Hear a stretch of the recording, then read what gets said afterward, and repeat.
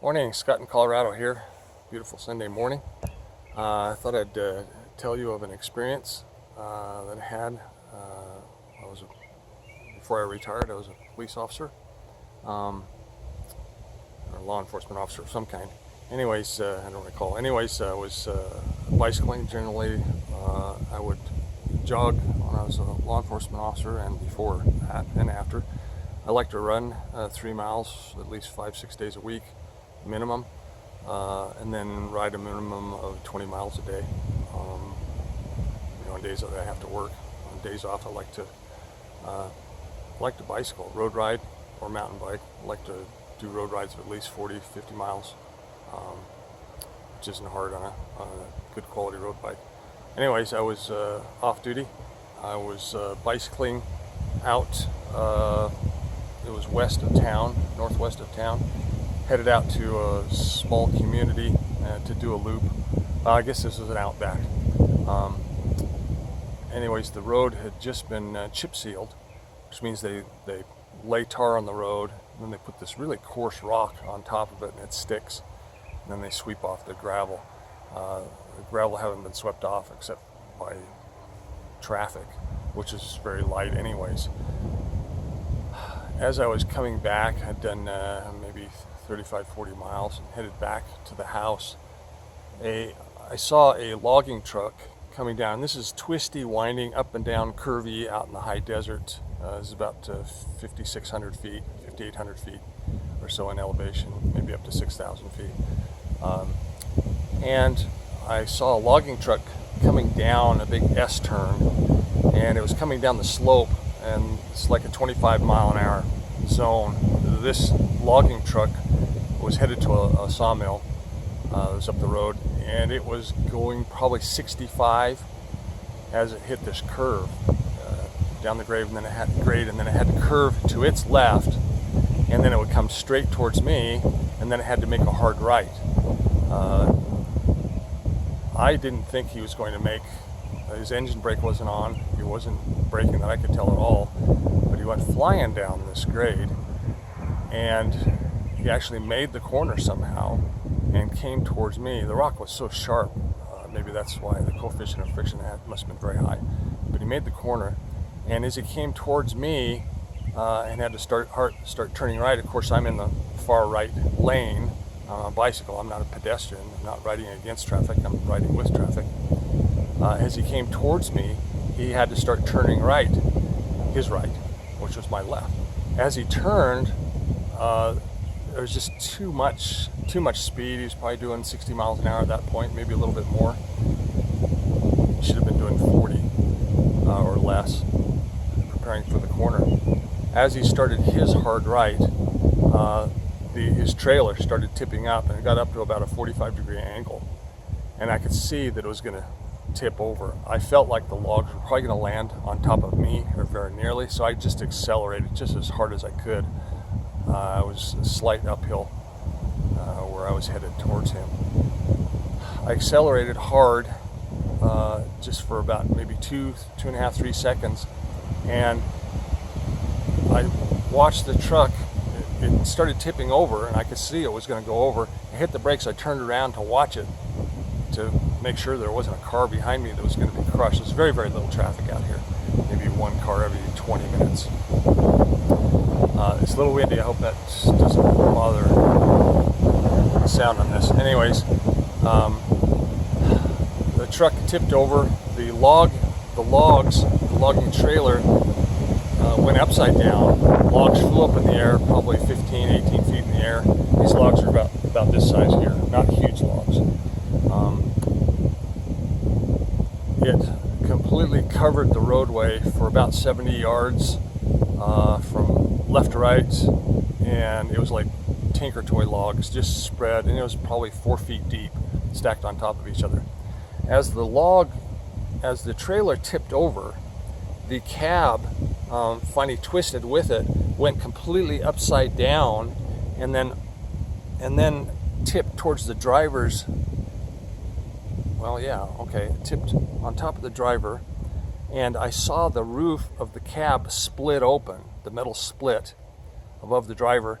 The driver's head came out as it's upside down, he didn't have a seatbelt on, and it scraped he hit the road, let's see, it scraped back here, twisted his head backwards, and scraped a hole right here that was the size of a grapefruit, all right?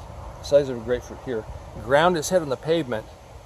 It then flipped, the trailer flipped, the cab flipped. The cab actually flipped right side up again and landed on its tires. As it flipped over and twisted, and all these torques going on, it twisted, it dumped him out through the hole in the roof of the cab, dumped him out, and he ended up somehow rolling and twisting, ended up in a seated position with his feet splayed out, sitting on his backside with his feet splayed out wide, and he was technically, it was a TKO, he was technically knocked out. His eyes were open. When I got up to him, I ran up to him to see if he was still alive, and he was seated, kind of crunched over, but fairly upright, but his head, of course, was down on his neck.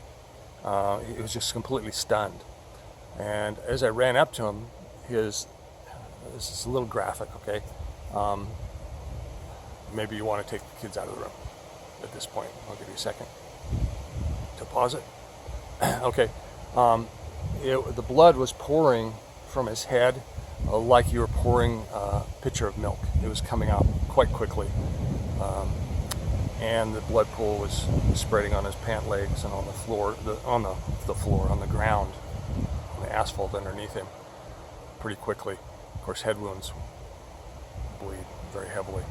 His skull had been scraped completely away in this grapefruit-sized portion, and you could see it taken all the hair away, ground it off like heavy duty sandpaper, and I could see his brain. Is it called the dura? It's a saran wrap, plasticky type of formation that it's clear. It looks like saran wrap, plastic wrap that covers each of our organs, and I could see that was still intact. His brain was intact. It wasn't torn. It was ground down. I could see the white of his skull where the bone had been ground away. You know, it was ground on the sides. It was a good half inch, probably 15, 14 millimeters on each side of white all the way around. And of course the scalp was bleeding profusely. And he just had a hole in his head, and his brain was right there. I pulled off, I looked at his eyes. I could smell the odor of an alcoholic beverage very heavily on his breath. He was obviously under the influence. I could look at his eyes. They were very glassy. Of course, some of that was from shock, but I could tell he was heavily intoxicated. That's the problem. He was drinking and driving commercially. I pulled off his shirt. I'm wearing shorts, bib shorts, and a very lightweight cycling jersey, which isn't going to stop much bleeding at all because it's very porous. I pulled off his shirt. He had a t-shirt on. I pulled it up over his head. He never said a word. He was completely unconscious, or technically unconscious, although his eyes were open.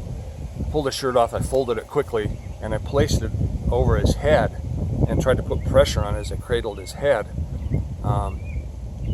to try to stem some of the bleeding.